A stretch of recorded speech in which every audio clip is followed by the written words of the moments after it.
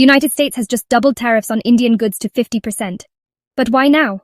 What's really going on between Washington and New Delhi? And how will this affect you, even if you've never set foot in America? Stay tuned, because today I'm breaking it all down. Welcome back to the channel where I simplify global business and politics so you can understand how it impacts your life.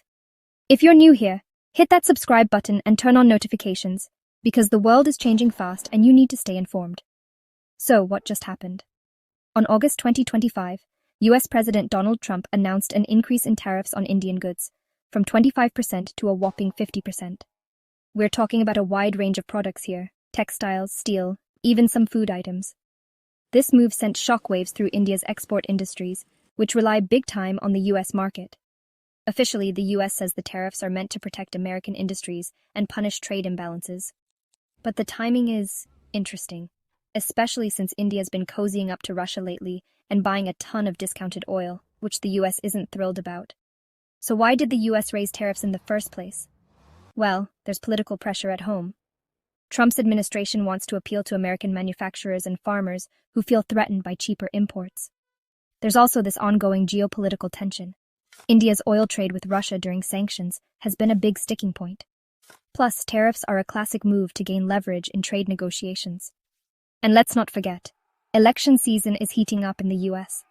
Being tough on trade is a popular message for certain voters. But what does this mean for India's economy and the people living there? For starters, Indian exporters are going to feel the pain, especially those in textiles, auto parts, and agriculture. If you're running a small leather goods factory in Kanpur, and 60% of your business comes from the US, a 50% tariff could make your stuff way too expensive for American buyers. That means you either cut your prices and your profits, or you lose the US market altogether. This could lead to layoffs, pressure on the rupee, and a pretty rough ride for anyone whose income depends on exports to America. And for US consumers? Expect to pay more for Indian products, or see some of them disappear from shelves. On the diplomatic and political front, India's not taking this lying down. Officials have called the move unfair and protectionist. There's talk of India slapping higher tariffs on US goods, things like almonds, apples, and even Harley-Davidsons. If this back and forth escalates, we could see a mini trade war, which would hurt both economies. Other countries, especially around Asia, are watching closely. This could set the tone for how the US handles trade disputes worldwide. So what happens next? Negotiations are definitely on the table. India might offer some concessions in other areas to get those tariffs down. But if things get worse, India could double down on finding new markets. Think ASEAN, the Middle East, Africa. In the long run, Indian businesses may have to diversify away from relying so heavily on the US. So is this just short-term politics or the start of a deeper economic conflict? Honestly, only time will tell. But here's one thing I know.